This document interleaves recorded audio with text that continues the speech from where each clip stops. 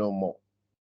So the institutional info really talks to who are you, right?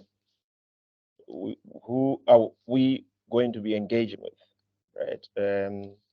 Name of the institution, that's the lead applicant. The type of the institution is important, and the registration number and the income tax number. I think it's important for us to mention that where you have that asterisk and red, that is compulsory field that should be filled in. You will not be able to submit if you have not filled in any of the compulsory field indicated by the asterisk on our application form.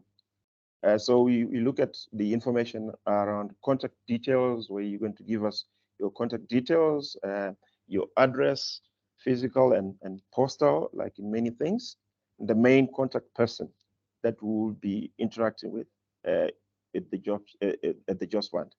Just please note that the main contact person, once you have the main contact person there, that contact person remains on our system throughout the project.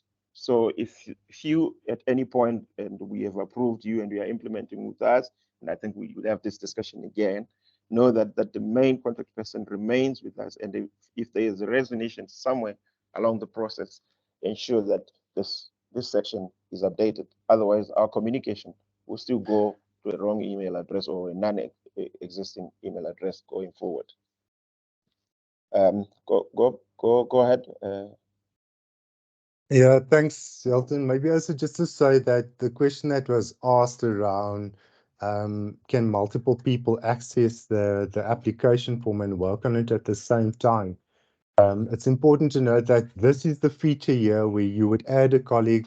There is a step-by-step guide in the user guide, but essentially what you would need is an email address and the pertinent details that you see on screen here in order for that individual to then gain access to your project profile.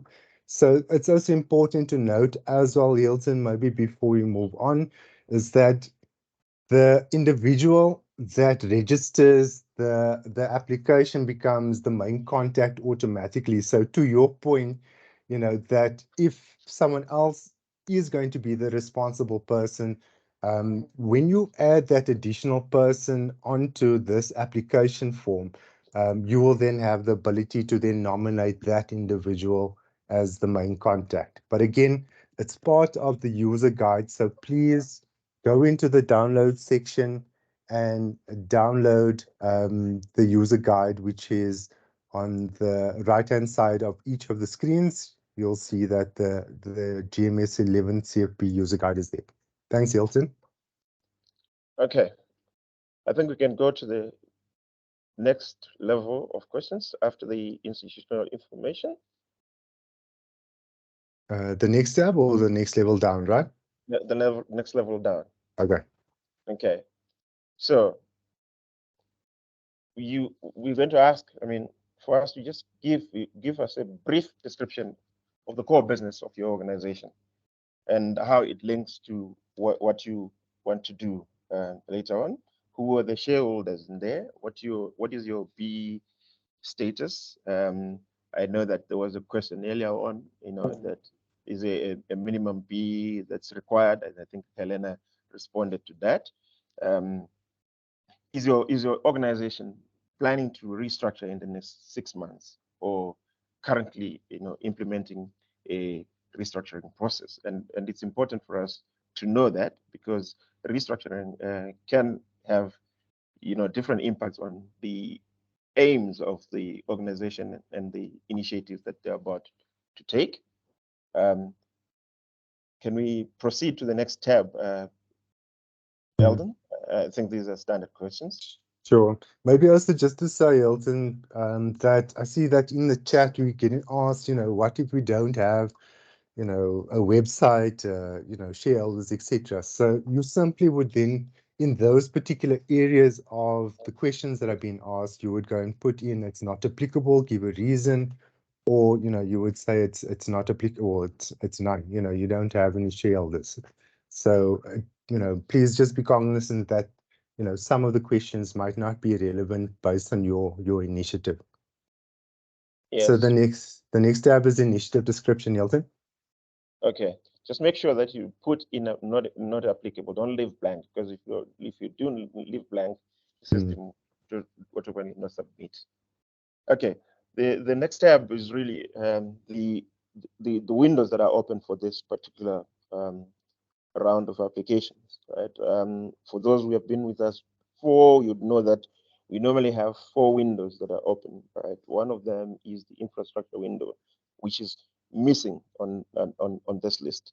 What we are saying for this particular round is that, yes, we do fund infrastructure, but it should be an infrastructure that is enabling infrastructure within these windows. So let's say you're doing enterprise development, and you are going to do development of SMEs in the digital skills, and for you to be able to enable the development, you probably are going to require IT infrastructure that will then result in the development of those SMEs. We're looking at such infrastructure. What we are not doing is we have the bulk infrastructure funding. So if you coming to us and say you want to open up a road infrastructure, which would then enable development in that particular area, and it's strictly about the infrastructure, then you don't have the infrastructure window to apply in. Somebody might say, I'm in a construction industry, but in construction industry, I'm developing SMEs, right? So your project is actually an enterprise development, although those SMEs would eventually be building, but what you're doing is capacitating to do the building or fulfillment of contracts that you will be working on. And support for work seekers is really a training and placing, but the training and placing must always be linked to the offtakes on where are these people that are going to be trained going to be employed, and who is going to be employing them, and what is the capacity of those people to employ the people that are going to be trained, right down to the numbers. What we don't want to find ourselves is having spent some money on training and the jobs are not realized. We are not in that space. There are other government funding organizations that are set up to do just that. And then we have the institutional capacity building window, which is looking at really how can we capacitate you to do what you do more, and impact others. So you may say, I play in capacitating farmers to register themselves and be, was there a question? They say to register themselves and equip themselves and be compliant with all systems and governance required. But so far we have been doing it only in the Mpumalanga province, and we have been able to only, charge 15, 20 farmers in Mpumalanga. But for you to do that countrywide, you would need to establish 1 or 2, 3 things in your offices, and you would need to be funded to do that, and grow your own capacity in order to have bigger impact. And then that's the typical example of a institutional capacity building window. Go right ahead. Yeah, So so yeah, sorry. go ahead, Elder. No, just to say, Hilton, that in terms of your comment around leaving things blank here, before you get into the detail, it's just for our applicants to note that as part of the system, we have built in sort of 2 error messaging processes. The one is an on-screen validation. So immediately if you need to understand which are the mandatory fields that need to be completed. So if I click save, what will happen is we have an on-screen messaging system that will tell you exactly where you need to go in order for you to complete those particular mandatory fields. So that's the one area. The second area is at the top here, we've got a feature called validate. And what validate will do is it will run through the entire application form to identify which are the fields that need to be completed in order for you to successfully complete your application. So it's validate is important, as well as the on-screen messaging. So that provides you with guidance. And then lastly, maybe just before you get into some of the detail here, Hilton, is that it's important to note to the colleagues on the call that the word limit is, designed specifically for that particular question. So like Hilton was saying, you need to be very clear. It needs to be a clear summary, succinct, that, we look at what is being asked in terms of the question and then respond accordingly, noting the maximum number of words. I think that one of the tips that we have always given through to our applicants is that if you have documentation prepared already that might be specific to this particular question that you could use or that you would amend, you can just copy and paste that information into these sections. So the system does allow for that. So maybe that's just my 2 cents to Hilton. Thanks. Thank you, Eldon. So the project overview, right, is give us a snapshot of what you want to do. Right? Take it as an elevator pitch. You're given 2 minutes to say, what do you want to do, and be able to sell it right away. What I want to say is that when you do your application form, remember that the reader probably does not work with you, right? Has never worked with you, must be able to, at first instant, when they read your application, understand what you're talking about. The rest becomes the filling in of the gaps of the questions that they may have. So the elevator pitch really helps us in understanding at a snapshot what the project is about and what is being proposed to be done.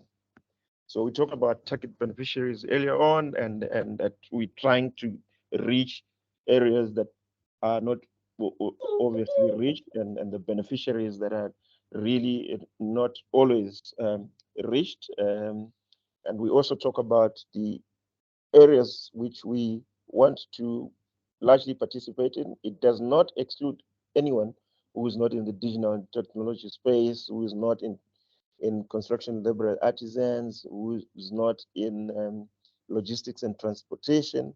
But what we're saying, and others, but what we're saying, these are the key sectors that we have identified as sectors that can give us jobs, within the 24 months period that we're looking to implement. And these sectors are listed as a result of thorough research that we have done to see the sectors that are job creating in these tough times. The problem statement talks to what is the problem that we are going to solve here. What is the intervention going to solve? What is the logic, and what are the barriers that are going to be, addressed by the project? So you may say, there is a dire need for a certain specialized skill, but that skill, the gap is that there is not much players that are training people in here, and then the the reason for that is the high cost of training, and the high cost of training, you're now asking the jobs fund to come and intervene in that, and once that is done, these people are able to be placed with the following partners that you have already identified for yourselves. And how did you diagnose that problem? That may talk to the research that you have done, or the experience that you have had over the past years as you are doing similar projects. And then we talk through the project logic. What is the model of the project, right? Well, who are the targeted beneficiaries? Where are these beneficiaries, and how are they going to be helped post that? Go further, Eldon. And those are, further questions pertaining to the project logic. Go back to the funding gap. I just need to talk a bit about the funding gap. So what funding gap are you asking us to assist in, and how have you identified this particular gap? So if you come to us and you say you play in this particular sector, there is already funding that you already have, and there's other funding that comes from other funders. But funder A has a mandate to fund only equipment. Funder B has a mandate to fund only access to markets. But for us to get the beneficiaries into jobs, they will need to be trained. So the gap really is that there's no one else who's funding the training component. So for us to have a complete picture in the impact that we're chasing, we're asking the jobs fund just to give us the component of training. That's the funding gap that we are being asked to fund. Go ahead. Please note that I will not be able to go to every section of the application forms. This is just to give us an idea of what it is. And I mean, if you look at the prior discussions, you realize that most of these parts of the forms have already been covered by other. It's just putting it together now. Eldon, did you want to say something? Yeah, Hilton, I think again, it's just the emphasis of reading what has been asked for in the actual text itself, because in a couple of these instances, and I'll just show you an example on this page here, it says, in terms of the types of jobs per program indicator, as an example, there's a couple of clear steps that you need to follow. But it also indicates that there's a document that is referred to as the types of jobs document that's available at the download section. So that particular document would be found again here in this download section, types of jobs. So the idea is that you are then referencing those documents as you are completing it. Exactly as we would download the ABC PIM. The ABC PIM, once you've completed, will then become a document that you would then upload onto the site. I think that there were a couple of questions around, where do we get examples around generic results chain and, that sort of thing. It will all be a part of the download section again. Should I move on to the risk tab, Hilton? Please go ahead. Thank you. Yeah.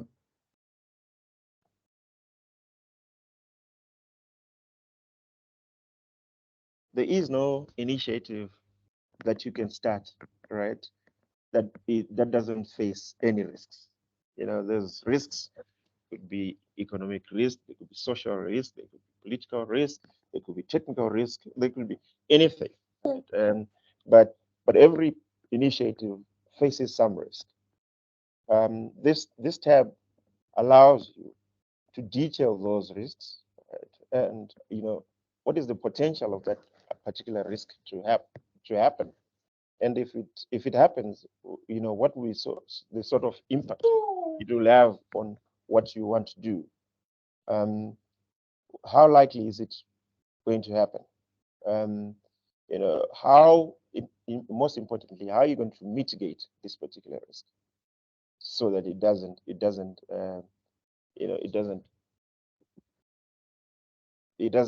come as an outcome that will impact the project so negatively. But if it does happen, how do we respond to it? So we have a list of the types of risks that you need to fill in, and we've got environmental risk, financial risk, implementational risk, institutional, and other risk that may be there. We have a drop down on each of these likelihood of risk. You're going to list it, and from that we'll have a picture of how this project may be impacted by different kind of risks and how ready you are in terms of mitigating those risks as we do the assessments. Proceed, Eldon. All right. Thanks, Hilton. Maybe also just to note here again, an instruction is that there is a field, which is the key staff that would come from your initiative description tab. where you complete the key stuff, because one of the, I think that as said as part of one of the other segments, that you need a project manager, you need a M&E individual, you need a finance individual. And once you add those key staff into that table, what will happen is this field here, which is the responsibility for mitigation actions, would then be populated. So it's important to note that there is a dependency on another tab within the application form, which is related to the key staff.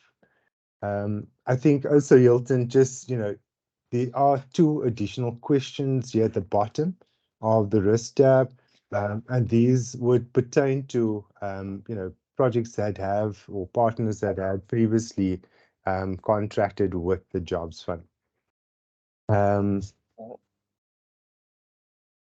Am I able to move to the next tab, Hilton? Impact? Let's go to impact. So, after completing all this and you are eligible for playing the game, right? We now need to select the team that is going to play the game. This is where the real competition begins, right? And as we said, we are a challenge fund, and projects that come to us must compete on the criteria that we have set. And the impact criteria is one of our key criteria in terms of assessing, the projects that we may recommend to approve or may not recommend to approve. So really take your time, right? Understanding what each of these impact criteria requires of you or of the project, and be as honest as you possibly can, right, in terms of responding to these, because even if you respond with what you think we're expecting to read, when we do our assessment, we actually do a due diligence on what is on the application and what is on the ground.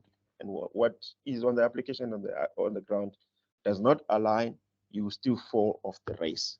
But the race is really determined largely by our impact criteria. So one of the areas that we have is the social impact, right? The social impact includes your ability to create new jobs, support businesses, or provide employment to inform sector businesses and beneficiaries.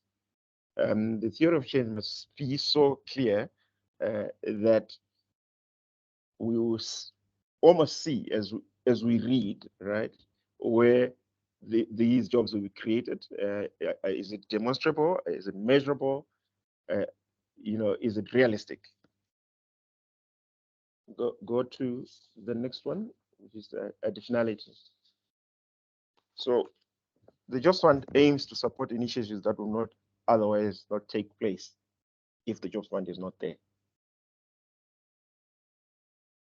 So if a project was going to go ahead anyway, right, with or without the Jobs Fund, the Jobs Fund is not playing in that particular space.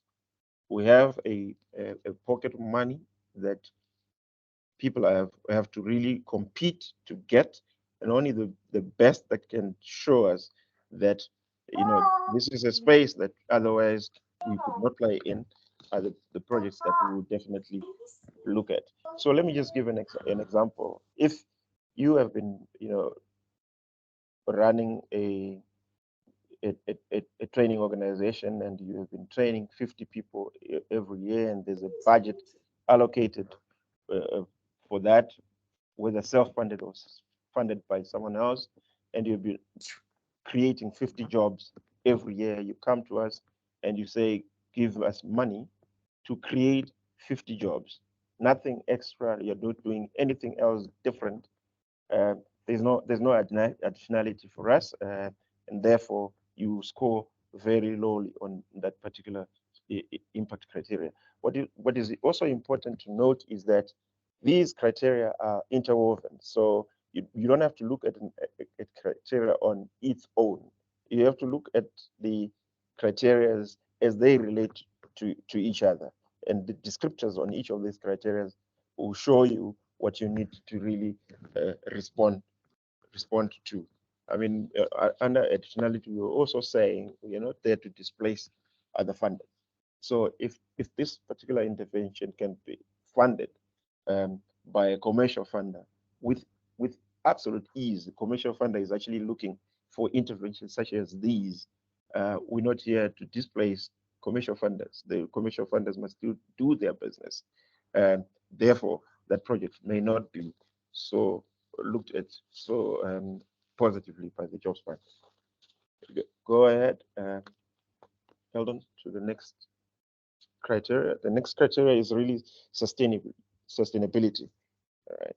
Sustainability looks at, is the intervention itself going to be sustainable even if we fund it beyond the jobs fund, right? After the 20 months, is it just a once-off project that we fund, right? And after 24 months, the project simply dies a natural death.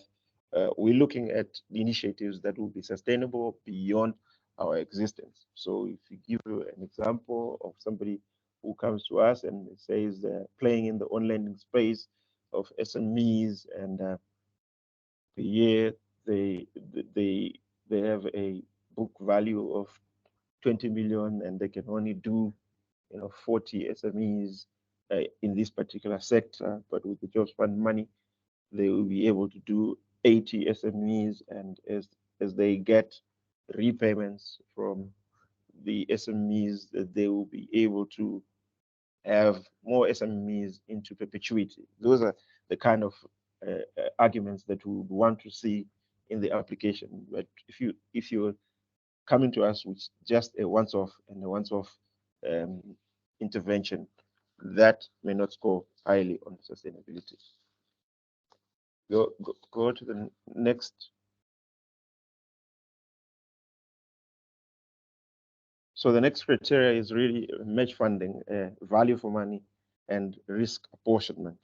So if you are competing with somebody in the same sector, have the same number of jobs, have this similar social impact, and you are coming just with a bare minimum that says, I have 50 million, give me 50 million, and I qualify on a one-to-one basis, and you compete with 7 others that are going to do the same, but they're saying we are happy to take more risk, right? And instead of asking for 50 million, we're asking for 30 million. We'll bring our own 70 million. The competition becomes stiff for you if you are coming only on a one-to-one basis. So risk apportionment is one of the key areas that we look at when we look at value for money and around match funding. There are further questions that relate to that particular impact criteria that we look at, but I mean, you can read further into that, and the JF team will always be there to assist you. Innovation is what we have been created for. The Jobs Fund does not want to do projects that are run of the mill, that are being done by everyone everywhere else, but we are here to unlock innovation that otherwise cannot be funded by anyone else in the market space and in the economy. And once that innovation is implemented, we are going to see jobs that are sustainable and jobs that can recreate themselves going forward. Those are the kind of innovations and that we are looking for. By innovation does not necessarily mean everything must be brand spanking new that has never been done. It can be, a variation of something, right? Let's say it's a variation of a process that hasn't been working very well, variation of a system that hasn't been working very well. But the new innovation brings about new efficiencies that we have not seen before. And once those efficiencies are in place, we'll be able to see unlocking of jobs, not only by the intervention itself, by many other players in the market. That'll be really great. And then we look at scale and replication. Can this project be replicated? Can it be scaled? Or is it a project that just sits on its own and cannot be done anywhere else by anyone else into the future. Then lastly is the really contribution to systemic change. How is this project going to lead to systemic change beyond just itself? And then capacity to implement is really about you, your partnership, your off-takers, and everyone else who's involved in the whole model of the project. Do they have the capacity to implement what they are proposed to do? It is critical that you bring out the best elements of experiences of the partners, of the capacity of the partners to offtake where offtake is needed, with the actual numbers where you can. Please ensure that you upload some of the evidence of your capacity to implement on your upload tab on on the website.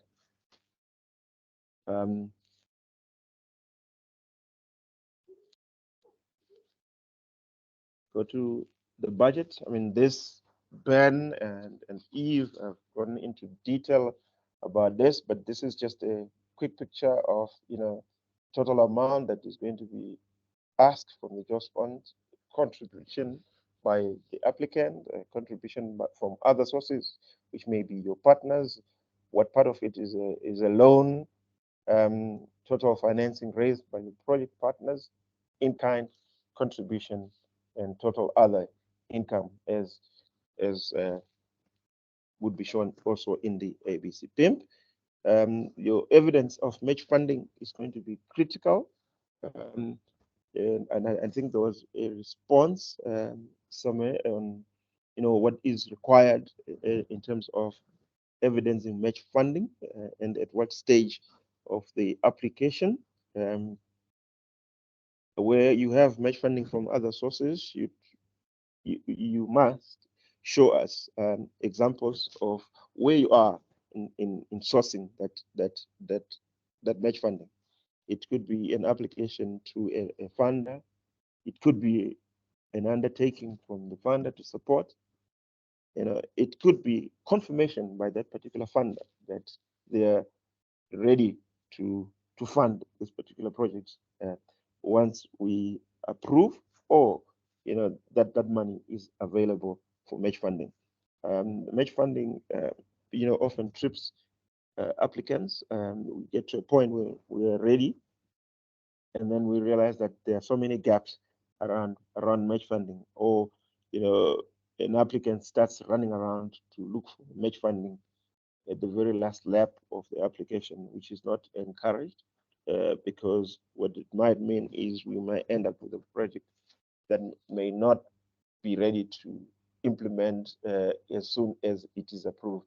What we're looking for is that as soon as we get applications approved, we're moving into contracting those applications. As soon as we contract, the projects are ready to implement.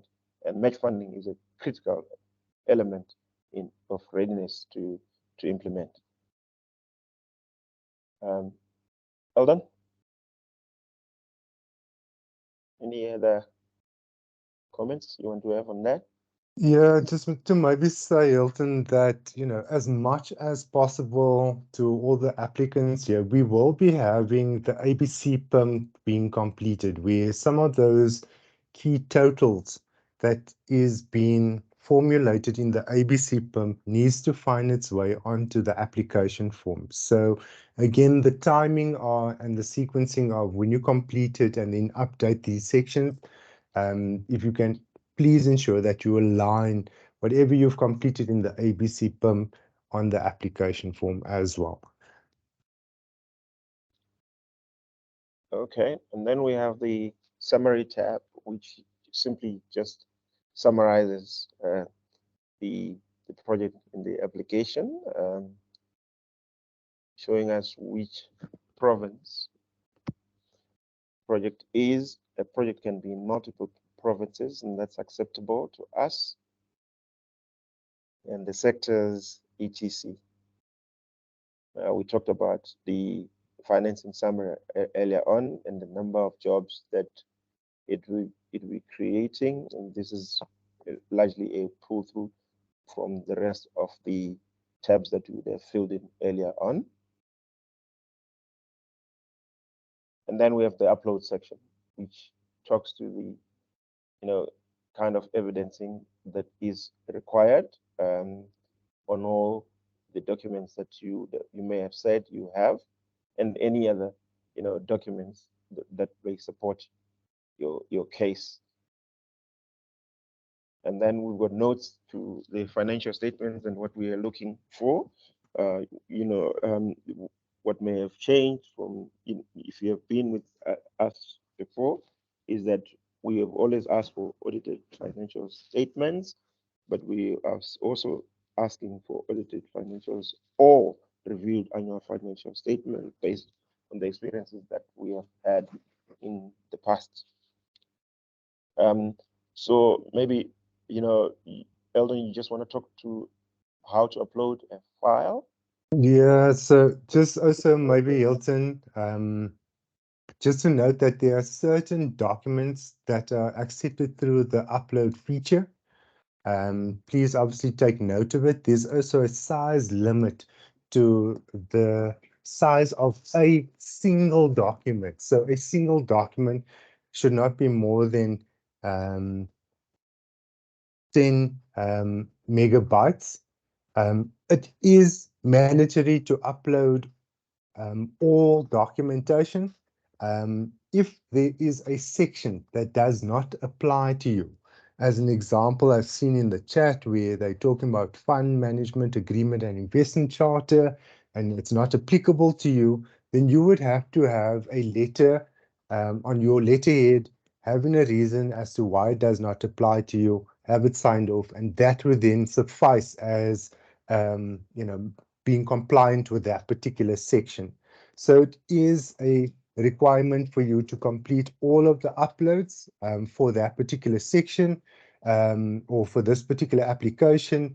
And what would happen is if you had selected a particular document, uploaded it on the site, and you now need to remove it. I think I did see a question around that particular item. There will be a red cross that will be next to that document.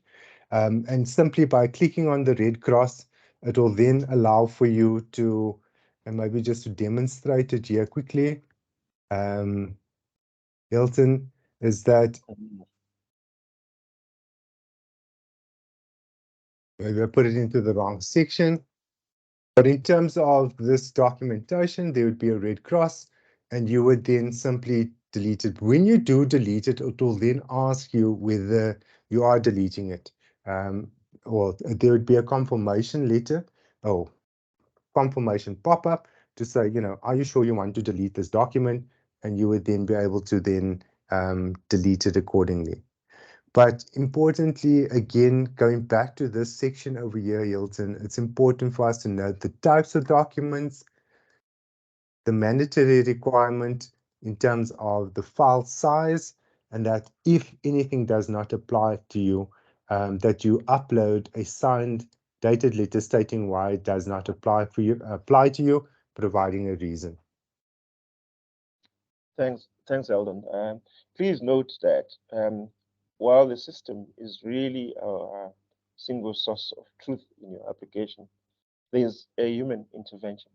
So when we say upload a compulsory document and you upload a blank document, you may bypass the system because you may read that as an upload for that particular required document. But remember, we're still going to look at all these documents and check the validity and the essence of them.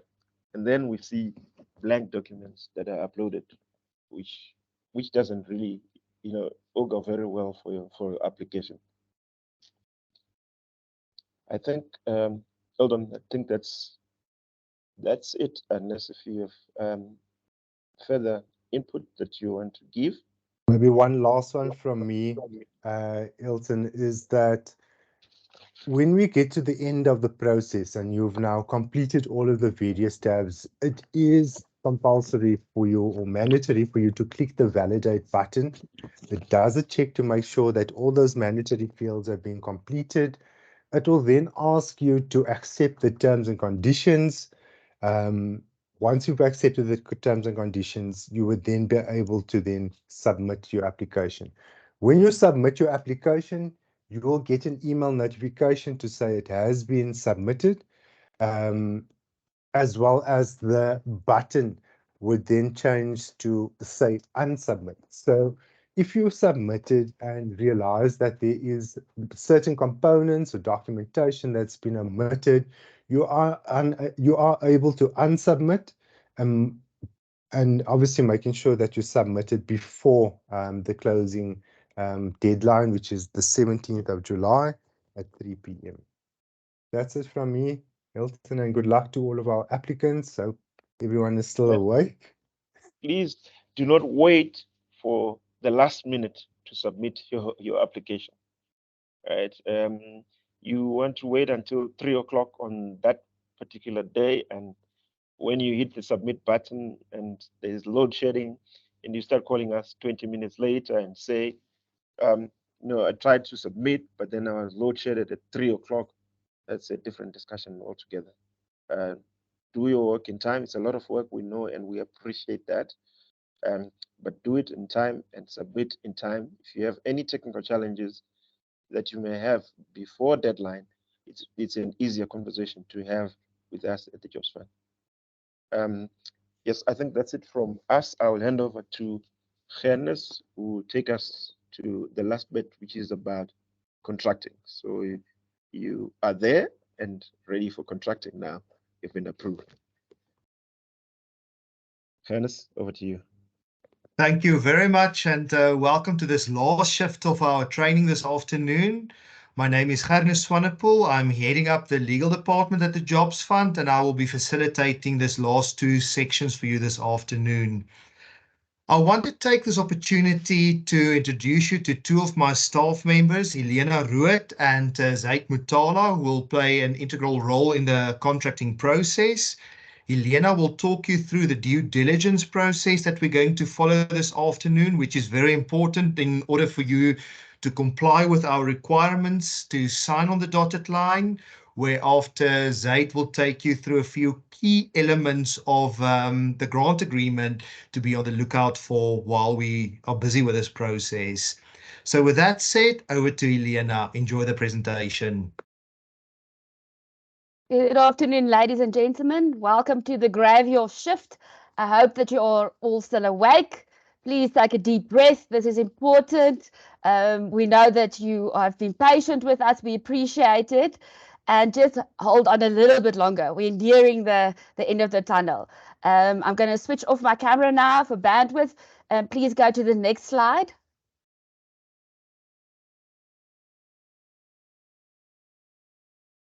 So as Gernes has indicated, just the next slide, please. That due diligence, I'm going to discuss due diligence. It's very important. As Alden has showed you that under the document library on GMS, there is a download section and there's a due diligence checklist. Please respond to all the questions and upload all the required documentation. If you don't have shareholders, then you put in there not applicable. But if you have shareholders, we would like a shareholders agreement. If you're a not-for-profit company, please upload the memorandum of incorporation so that we can see what your membership profile looks like. Then very important, there's standardized grant agreements that are also accessible on the website. Just note that they are still subject to change. This is just to give you an idea how the contracting will work. Then very, very important, please note that the standard terms and conditions, that is now Annex 1 to the grant agreement, are non-negotiable. So you'll have to contract on that as is. And my colleague Zaid refers to Annex 1 as the DNA of the agreement. Then what would we want from you? We want the details. So who are we contracting with? What type of organization are you? Are you a company? Are you a not-for-profit company? Is it a trust? So we would need all the FICA documentation. So that is an ID, proof of residence. We need the cross-check consent form to be completed. Otherwise, we can't conduct the verification. We need audited or reviewed financial statements for the last 3 years.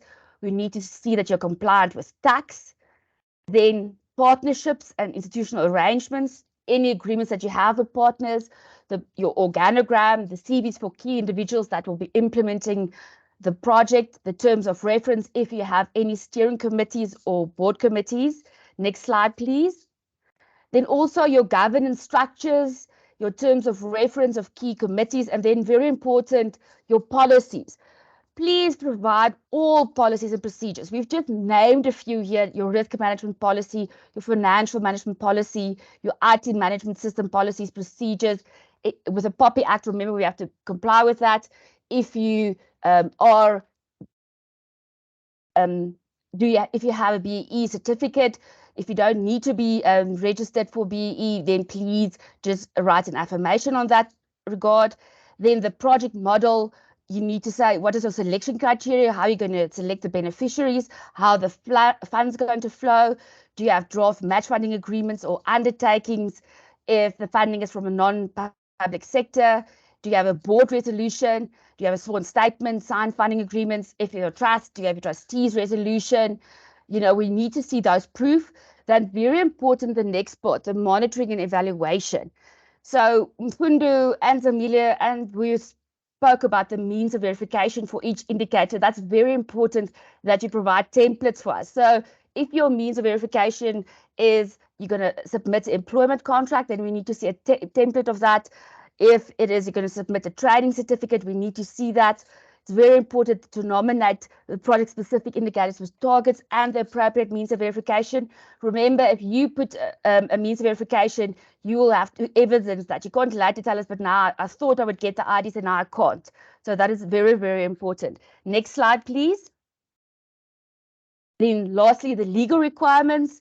So your CIPC registration documentation, please provide the latest documentation.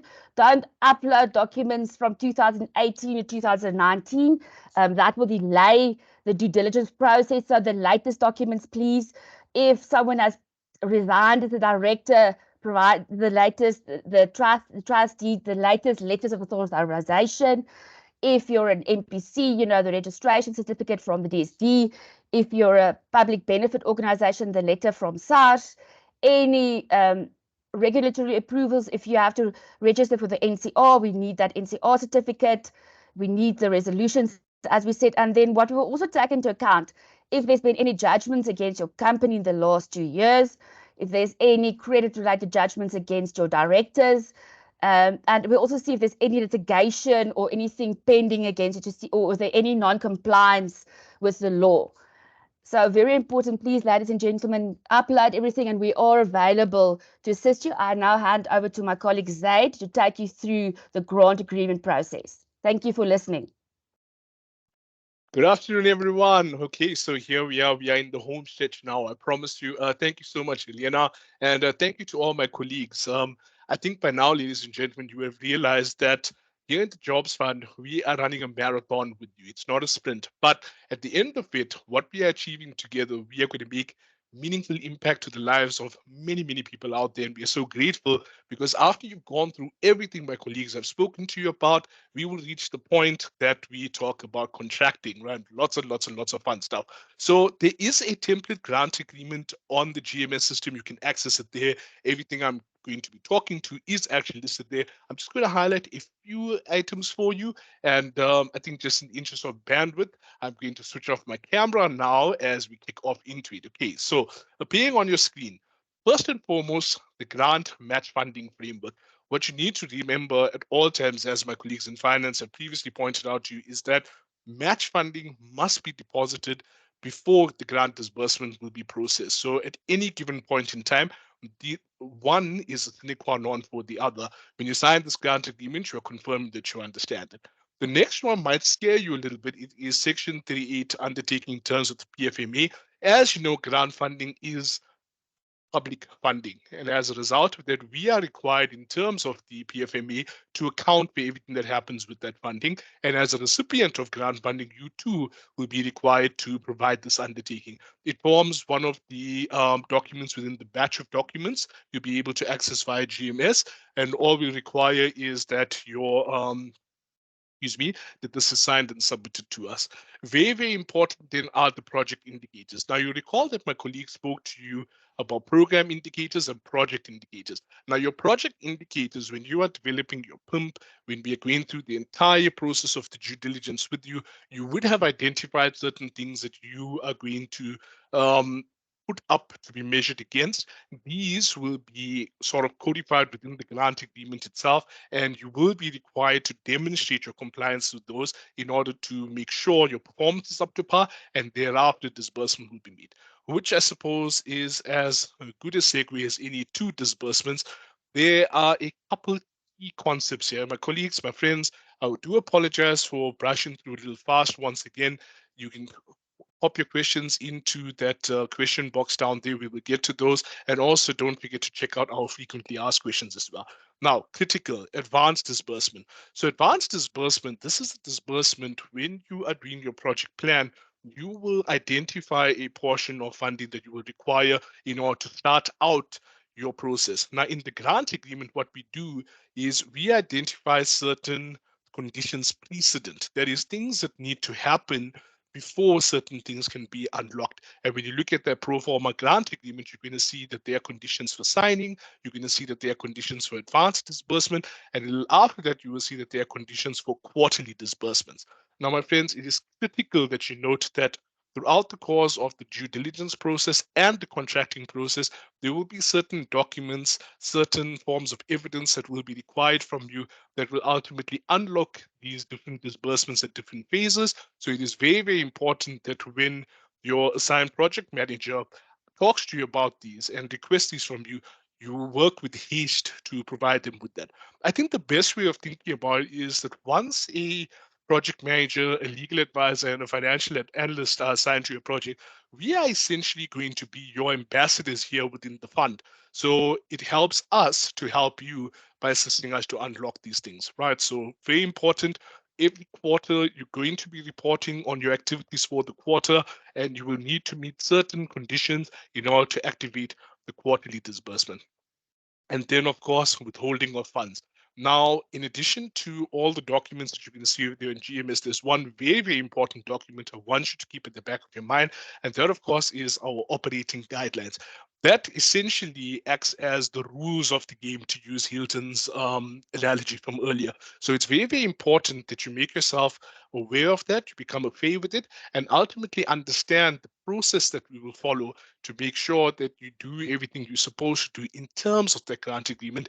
And when we talk about withholding of funds, because again, this is public funds and we are a public institution and accountable one at that, there are processes that come in place that if you don't do things the way you're supposed to, we do reserve our rights to withhold funds.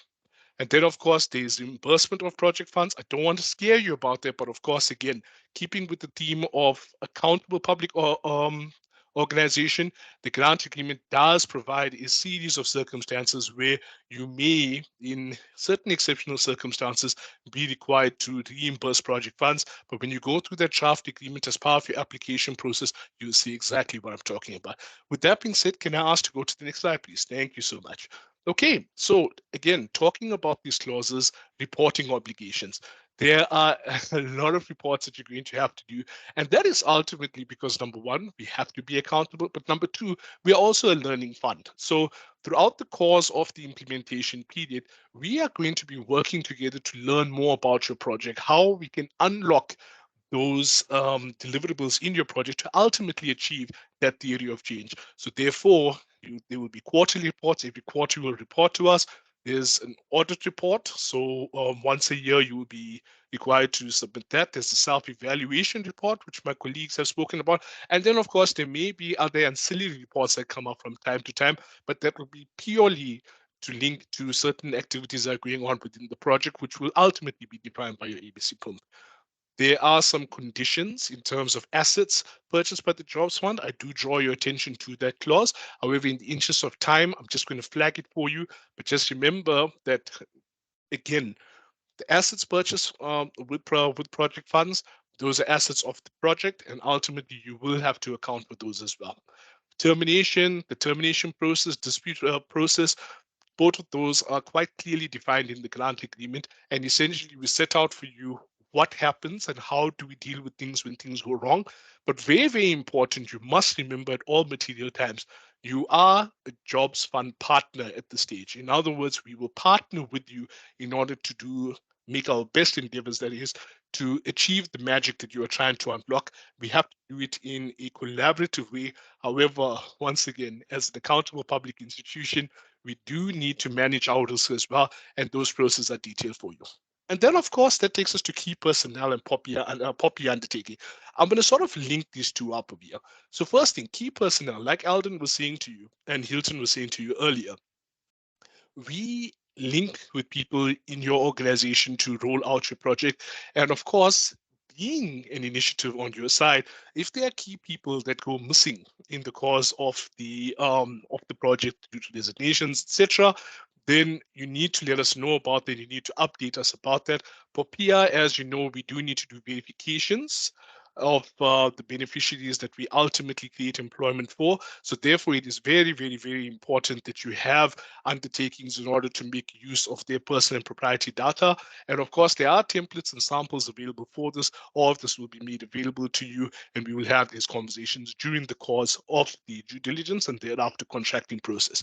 And then, of course, the last slide for me before I hand back over to Hannes, let's just talk about the process that's going to flow after approval of the investment committee. So essentially, and this all happens very, very fast. People, if you're worried about the countdown time that Alden has for you now, the next 35 days, at the time we meet up again to contract, we have 25 days within which to get the magic done. So please, please, please, it is critical that we do all the heavy lifting, the groundwork during the due diligence portion, and thereafter, when we go through to contracting, it becomes a little bit easier. We will elaborate a little bit more on this in the question section. Last but not least, my friends, as you can see, it's very, very self-explanatory, but essentially, we have a custom grant agreement that will be tailored to your specific project, which is linked, of course, to the ABC PIMP. And of course, that drafting process gets finalized. Last bit of negotiation happens. As Helena explained before, the DNA of our grant agreement is that Annexure 1, which you see on our website. We do not change anything in that. You don't even ask me to. But what we can do is we can adjust certain terms that deal with your quarterly reportables, and there we can negotiate a little bit just so it makes sense and links to everything that happens in the ABC PIMP. And yes, my friends, I think the last bit of it over there is fairly self-explanatory. I'm going to leave it over there and hand back to Hannes just so we can manage any questions. I thank you for your time. Thank you very much, Zaid, and thank you, Elena, as well. I see that we've addressed most of the questions. One thing that I do want to bring to your attention is once we have the approval in place from the IC, the clock starts ticking. So therefore, you need to respond to the questions and any outstanding issues from the legal advisors really fast. That approval that the IC gave do lapse within a month.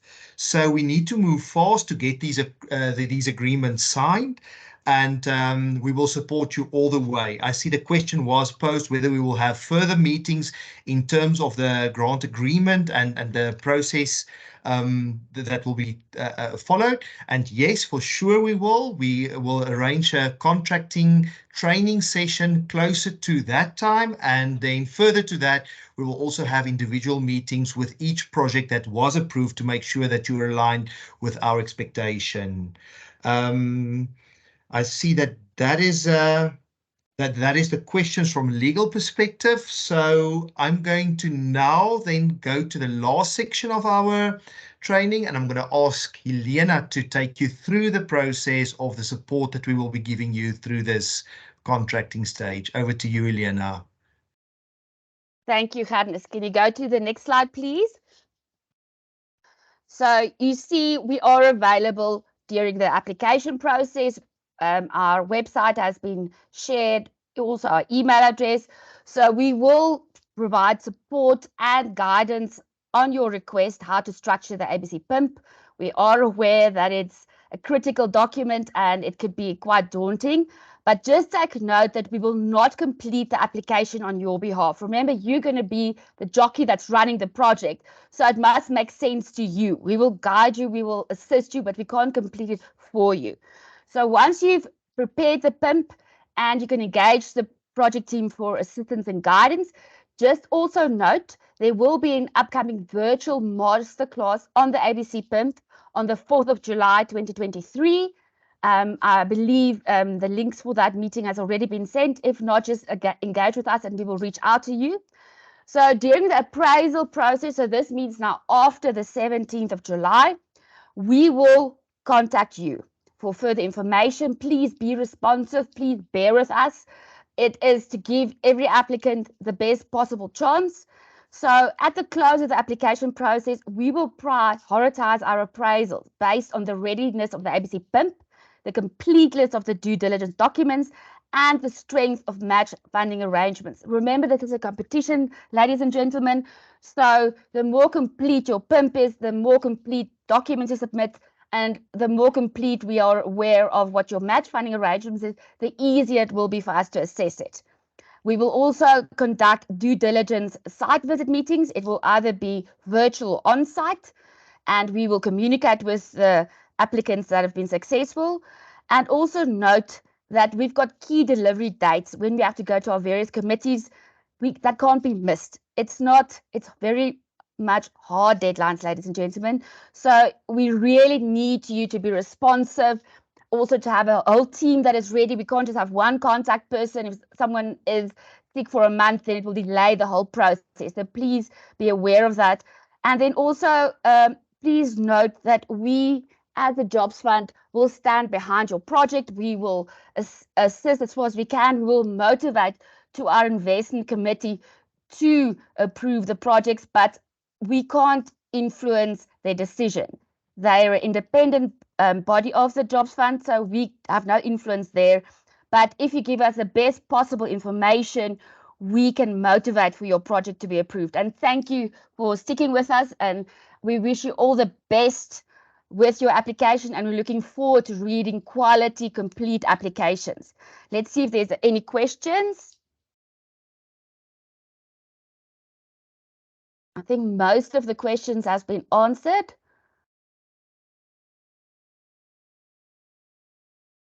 Then thank you, ladies and gentlemen. I hand you now over to the head of the Jobs Fund, Najwa Ali Idris, for closing. Thank you for your time. Goodbye, everyone.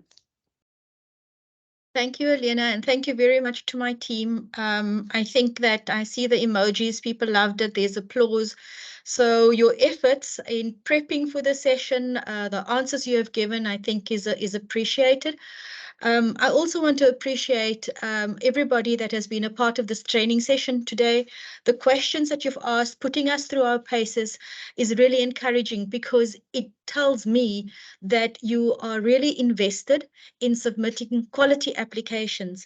And in submitting those quality applications, you are also truly invested in what happens in our country, that you are truly invested in breaking down the barriers so that we can create more demand in our economy for new jobs. So thank you very much for all the questions. We will go through the chat again, and where we haven't answered questions, we will update the frequently asked questions document, and we will repost that onto the Jobs Fund website. You know, there was lots and lots of questions about matched funding. There are answers not only in the application form, but also in the FAQs around what constitutes matched funding.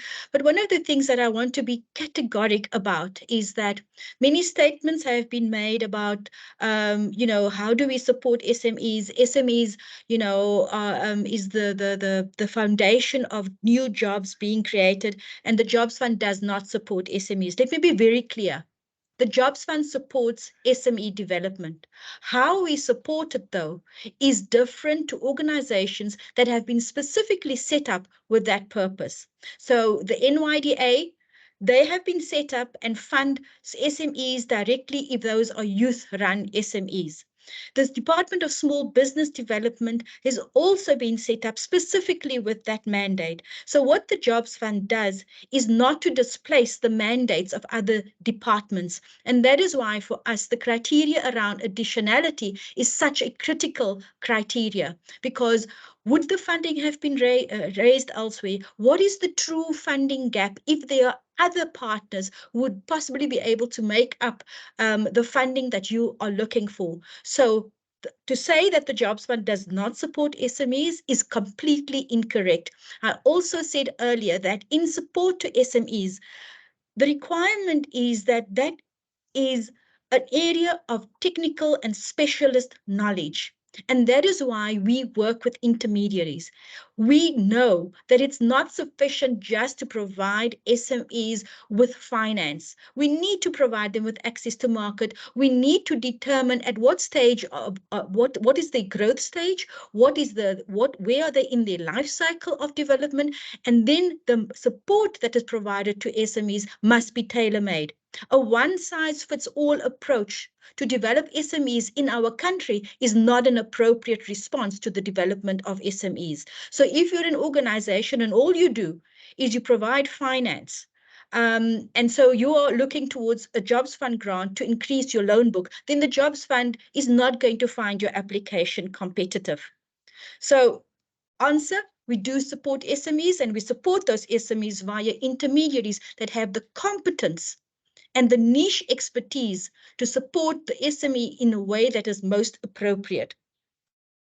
There's also many training organizations in this training space in this session today, and let me be clear around supporting training institutions.